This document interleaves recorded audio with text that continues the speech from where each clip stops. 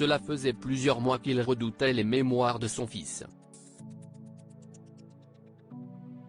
Et depuis leur sortie, le 10 janvier dernier, s'y est-il la pagaille. Monté sur le trône à la mort d'Élisabeth II en septembre, le roi Charles doit désormais affronter le scandale des accusations et révélations de son fils sur la famille royale et sur ses comportements, lui qui est décrit par Harry comme un père froid et distant. Et il sait parfaitement qu'il a tout intérêt à la jouer finement.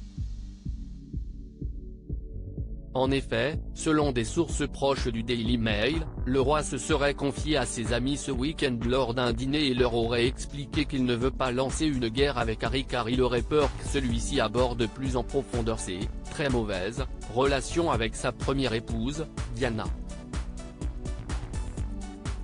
Plutôt discret et concis sur le sujet, tout autant que sur sa belle-mère Camilla, qui a longtemps été la maîtresse de son père, le fils du souverain pourrait en effet être bien plus incisif dans un deuxième tome. Et ce week-end, il a expliqué en avoir largement la matière. Une peur qui serait donc la raison du calme apparent de Charles III, qui n'a rien montré en public depuis la sortie du livre. Et qui serait surtout bien décidé à se réconcilier avec son fils avant son couronnement, prévu le 6 mai prochain. La presse britannique murmure en effet que le roi a prévu une discussion avec ses deux fils, pour tenter d'apaiser les tensions.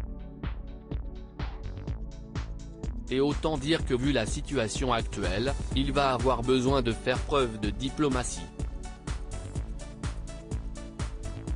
William furieux, Kate outrée. Et loin de se réconcilier. En effet, si le prince Harry a largement attaqué son père, il n'a également rien laissé passer pour son frère William, qu'il a notamment accusé de l'avoir violenté, de l'avoir trahi et d'avoir été méchant avec sa femme Meghan Markle. Si celui-ci n'a rien répondu, il serait furieux en privé de toutes ces attaques.